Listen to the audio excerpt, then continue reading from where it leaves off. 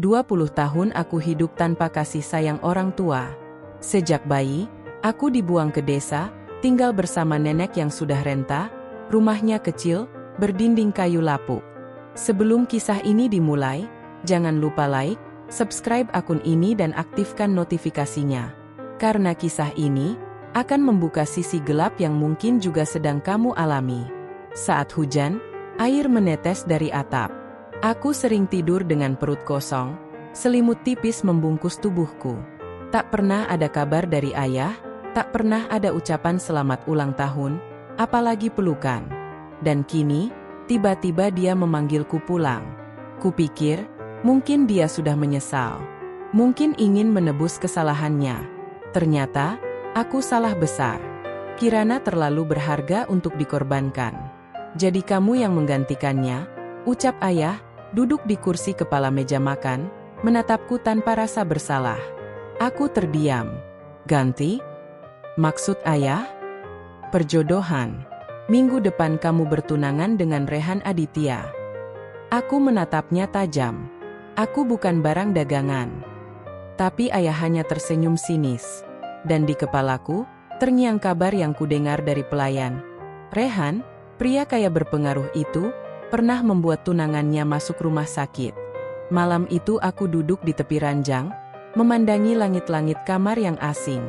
Kamar besar, catnya masih baru, tapi tidak ada kehangatan.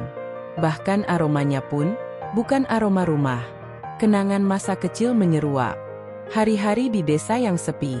Bangun pagi untuk mengambil air di sumur, kaki telanjang menapaki tanah becek. Nenek yang selalu batuk-batuk, mencoba memberiku makan meski kadang hanya singkong rebus. Setiap kali aku bertanya, kenapa ayah nggak jemput aku? Nenek hanya tersenyum pahit, membelai rambutku, lalu berkata, nanti, kalau sudah waktunya. Dan ternyata, waktu, itu adalah sekarang. Bukan untuk memelukku, bukan untuk memintaku pulang karena rindu, tapi untuk menjualku demi menyelamatkan nama baik keluarga. Aku tersenyum getir. Sepertinya, sejak lahir, aku memang tak pernah punya tempat di hati mereka.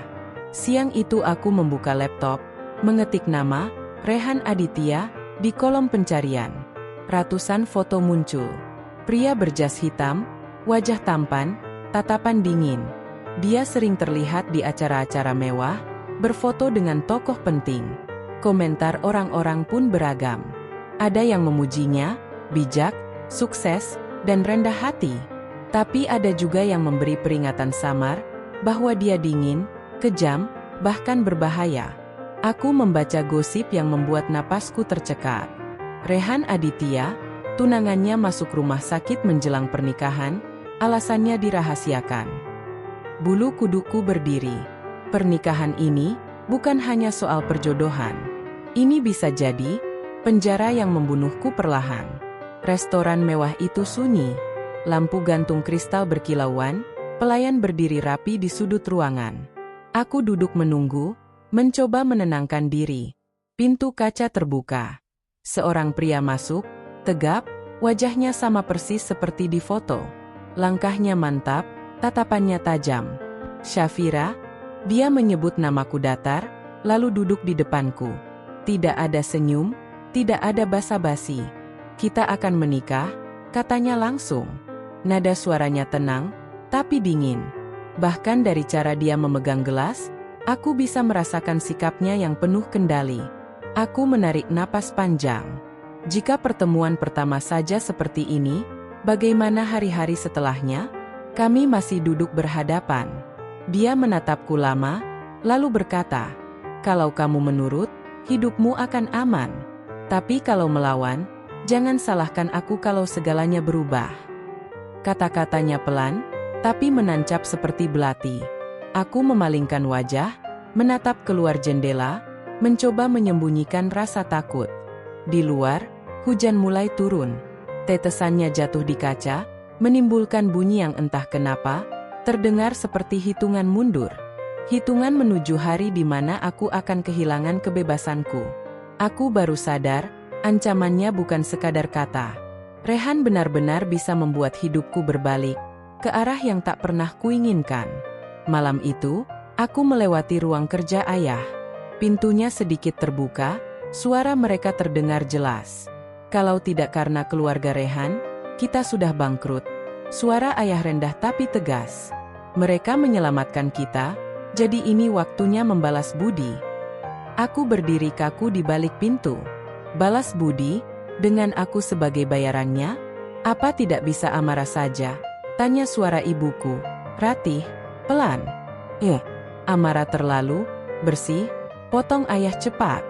Aku menggenggam jemariku erat. Bersih? Berarti aku kotor di mata mereka? Suara kursi bergeser. Aku buru-buru menjauh sebelum ketahuan. Hatiku panas. Aku bukan anak, aku cuma kartu hutang yang mereka tukar kapanpun mereka mau. Malam itu, ketika aku mencoba tidur, pintu kamarku diketuk pelan. Kak, ini aku. Amara, suaranya lirih. Dia masuk, duduk di tepi ranjang. Aku cuma mau bilang, hati-hati sama dia. Aku nggak mau kamu terluka. Aku menatapnya lekat-lekat. Kenapa tiba-tiba dia peduli?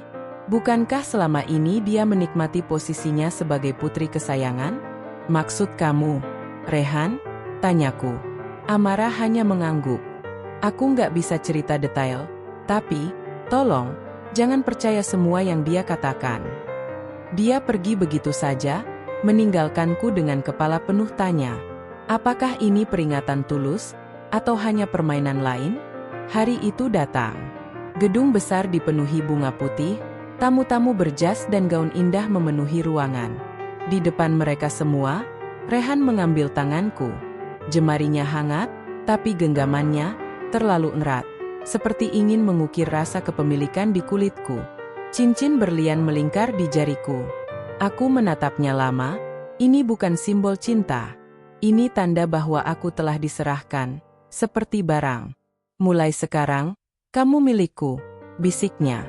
Suara itu hanya untukku, tapi membuat jantungku berdegup kencang, bukan karena bahagia, tapi takut. Acara usai, Rehan membawaku ke rumahnya. Rumah megah dengan pilar-pilar tinggi, lantai marmer mengilap, dan lukisan-lukisan mahal di dinding.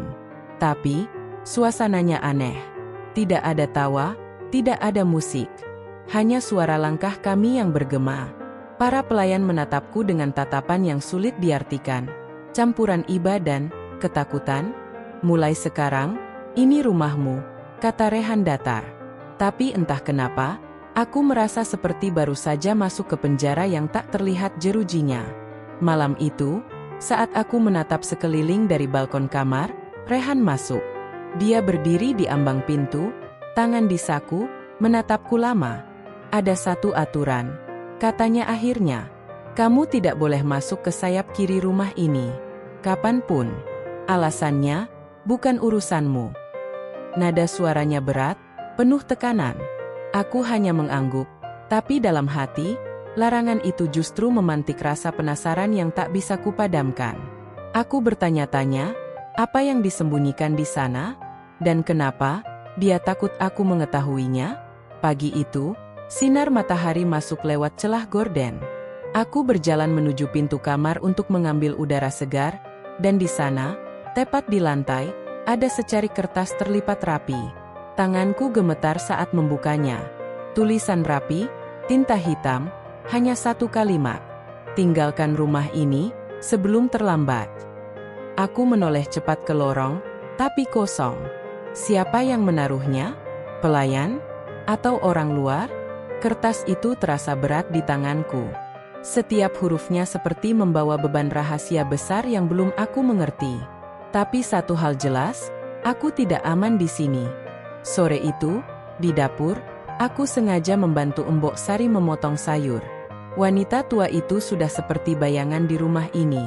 Selalu hadir, tapi jarang bicara. Setelah beberapa lama, dia menunduk dan berbisik. Non, jangan sampai membuat Tuan marah. Dia bisa berubah. Aku menatapnya, bingung. Berubah? Maksudnya? Tapi Embok Sari langsung menggeleng, menatap ke arah pintu, seakan takut kalau ada yang mendengar. Rasa takutnya menular padaku. Apa sebenarnya yang dia tahu? Dan kenapa dia begitu takut pada Rehan? Malam itu, aku memberanikan diri mengajak Rehan bicara di ruang tamu. Aku ingin tahu rencana hidup kami setelah menikah. Tapi dia hanya duduk, memandangku dengan tatapan tajam. Kamu tidak perlu tahu rencanaku. Cukup patuh. Nada suaranya dingin, tapi matanya, ada kilatan yang membuatku bergidik. Aku berdiri, mencoba menahan amarah. Aku bukan boneka yang bisa kamu atur sesuka hati. Dia tersenyum tipis. Belum paham, ya? Aku tidak butuh boneka.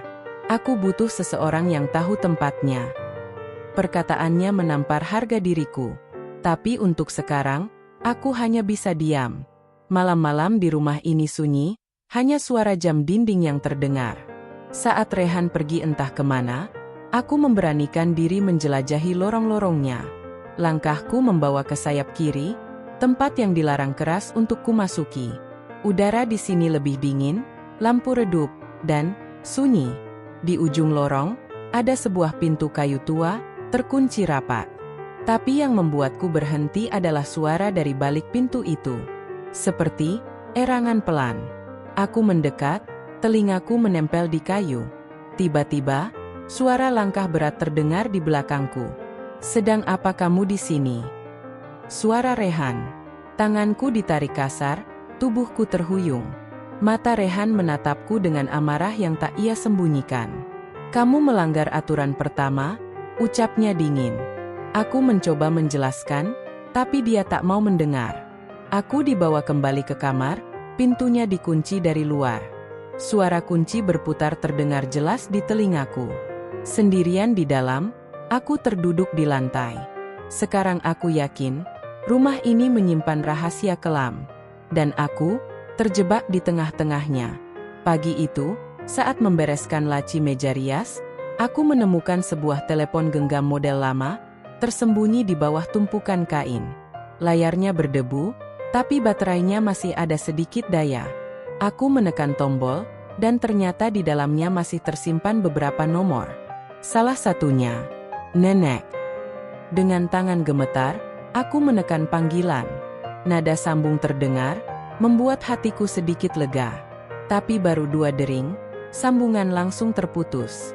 Aku menghela napas kecewa, lalu berbalik. Rehan sudah berdiri di pintu, menatapku dalam diam. Tatapannya seperti pisau, menusuk tanpa kata. Malam itu, Rehan memanggilku ke ruang kerjanya. Ruangan itu dipenuhi rak buku tinggi dan aroma kayu mahal. Dia duduk di balik meja besar, jari-jarinya mengetuk permukaan kayu. Aku tahu kamu ingin bebas, katanya tenang. Kamu akan mendapatkannya, kalau kamu mau setia dan jujur padaku. Aku menatapnya, bingung. Setia? Jujur? Padahal kita bahkan tidak saling mencintai. Dia tersenyum samar. Cinta? Tidak penting. Kepercayaan? Iya. Kata-katanya terdengar seperti jebakan. Bebas, tapi dengan syarat yang belum tentu bisa kupenuhi. Hari itu, Embok Sari memanggilku diam-diam ke gudang belakang. Nyonya, ada yang harus Nyonya tahu. Dari kantong celemeknya, dia mengeluarkan selembar foto lusuh. Foto itu memperlihatkan Rehan bersama seorang wanita cantik. Tapi wajah wanita itu penuh luka memar. Dia tunangannya dulu, kata Embok Sari pelan. Setelah kecelakaan, dia menghilang. Aku menatap foto itu lama. Jika benar Rehan yang menyebabkan luka itu, berarti aku sedang hidup bersama pria yang bisa melakukan hal yang sama padaku. Malam-malamku tidak lagi tenang. Setiap aku memejamkan mata, bayangan wanita di foto itu muncul. Wajahnya pucat, matanya memohon, bibirnya bergetar memanggil namaku. Aku terbangun dengan keringat dingin membasahi leher. Lampu kamar menyala, tapi rasa takut itu tidak hilang. Rasanya, seperti ada yang mengawasi dari sudut gelap ruangan.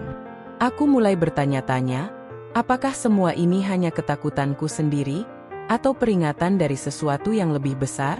Siang itu, ponsel pribadiku bergetar. Nomor tak dikenal mengirim pesan. Dia akan melakukan hal yang sama padamu seperti yang dia lakukan padaku. Jantungku berdegup kencang. Aku membalas, Siapa ini? Tapi tidak ada jawaban. Kuhapus pesan itu cepat-cepat, takut Rehan melihat. Tapi kata-katanya menempel di kepalaku. Mungkin, orang yang mengirim itu adalah wanita di foto tadi. Dan jika benar, berarti dia masih hidup. Malam itu, aku memutuskan berhenti diam. Di ruang makan yang hanya diterangi lampu gantung, aku menatap Rehan dari seberang meja.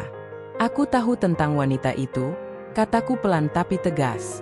Sendok di tangannya berhenti bergerak.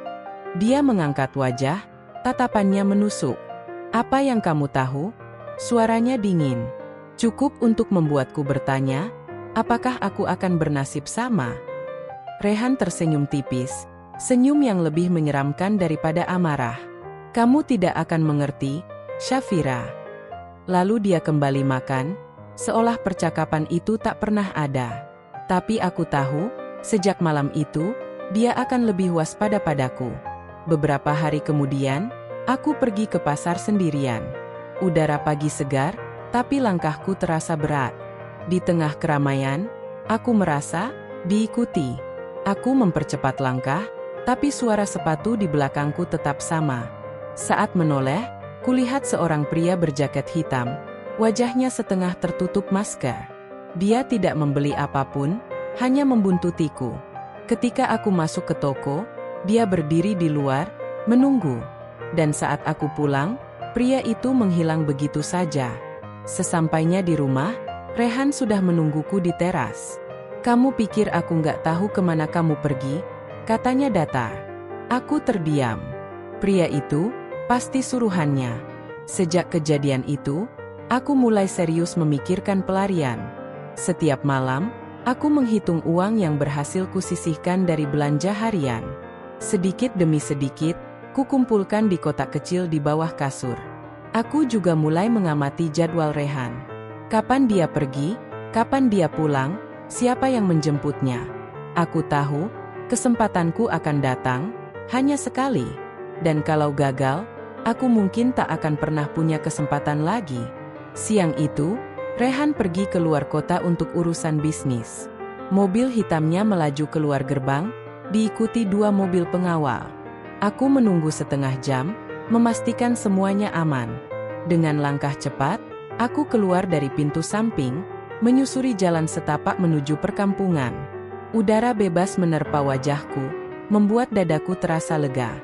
Setiap langkah menjauh dari rumah itu seperti mencabut rantai dari kakiku. Tapi aku tahu, aku belum aman. Aku harus benar-benar menghilang sebelum Rehan tahu aku pergi. Belum sempat aku mencapai jalan raya, suara deru mesin mobil terdengar dari belakang. Sebuah mobil hitam berhenti mendadak di depanku. Pintu terbuka, Rehan keluar. Dia tidak berteriak. Wajahnya tenang, tapi justru itu yang membuatku takut. Kamu pikir bisa lari dariku, Syafira? Katanya pelan. Aku ingin menjawab, tapi tenggorokanku kering. Dia hanya melangkah maju, menatapku lama, lalu membuka pintu mobil. Ayo pulang, ucapnya. Dan entah kenapa, kata pulang darinya terasa seperti vonis penjara seumur hidup. Di ruang kerja, Rehan duduk sambil mengetuk-ngetuk meja dengan jarinya. Kalau kamu mau keluar dari sini, tunggu setahun. Aku menatapnya tak percaya. Setahun? Untuk apa? Untuk memastikan kamu aman, jawabnya singkat. Dia menjelaskan, selama setahun itu, aku harus tinggal bersamanya, mengikuti semua aturannya. Setelah itu, dia berjanji akan memberiku kebebasan penuh. Aku tak punya pilihan. Kalau aku menolak, aku tahu dia akan memperketat pengawasan. Dan kalau aku menerima, berarti aku harus bertahan di bawah aturannya. Anehnya, sejak kesepakatan itu, Rehan berubah. Dia tidak lagi memarahiku untuk hal-hal kecil. Dia bahkan mulai mengajakku makan bersama tanpa pembicaraan dingin seperti dulu. Kadang dia pulang membawa oleh-oleh dari luar kota. Bahkan pernah, dia membawaku berjalan-jalan di taman kota saat malam. Wajahnya terlihat manusiawi. Aku mulai bingung. Siapa sebenarnya Rehan? Pria yang dulu penuh ancaman, atau yang sekarang mulai membuka diri? Suatu malam, Di balkon rumah, Rehan akhirnya bercerita. Pernikahan kami bukan hanya soal balas budi. Dia tahu keluarganya ingin menghancurkan ayahku, dan satu-satunya cara untuk melindungiku adalah menjadikanku istrinya. Kalau kamu menikah denganku, mereka tidak akan bisa menyentuhmu, katanya. Matanya menatapku dengan kesungguhan yang belum pernah kulihat sebelumnya. Aku terdiam lama. Selama ini, dia bukan hanya pengendali, dia juga tameng. Setahun hampir berlalu, dan seperti janjinya, Rehan memberiku pilihan. Aku akan menepati kata-kataku.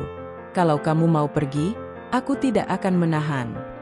Malam itu aku merenung di kamar. Pergi berarti kebebasan. Tapi tinggal, berarti menjalani hidup bersama pria yang selama ini melindungiku diam-diam. Hatiku bimbang. Apa yang dulu kupikir sebagai penjara, ternyata juga menjadi tempat aku merasa aman. Kalau kamu suka kisah ini, dukung terus biar aku bisa bikin cerita-cerita lainnya yang bikin baper. Pagi itu, aku turun ke ruang makan. Rehan sudah duduk, menatapku seperti menunggu jawabanku. Aku tidak akan pergi, kataku akhirnya. Dia terdiam sejenak, lalu tersenyum, senyum yang tulus, bukan lagi topeng. Kalau kamu pelindungku, biarkan aku juga jadi pelindungmu, ucapku. Dan untuk pertama kalinya, aku merasa pernikahan ini bukan akhir hidupku, tapi awal yang baru. Terima kasih sudah mengikuti kisah ini. Sebuah cerita tentang cinta yang lahir di tempat yang tak terduga. Jika kisah ini menyentuh hati, jangan lupa like, share kepada mereka yang percaya bahwa bahkan dari hati yang hancur, cinta bisa tumbuh kembali.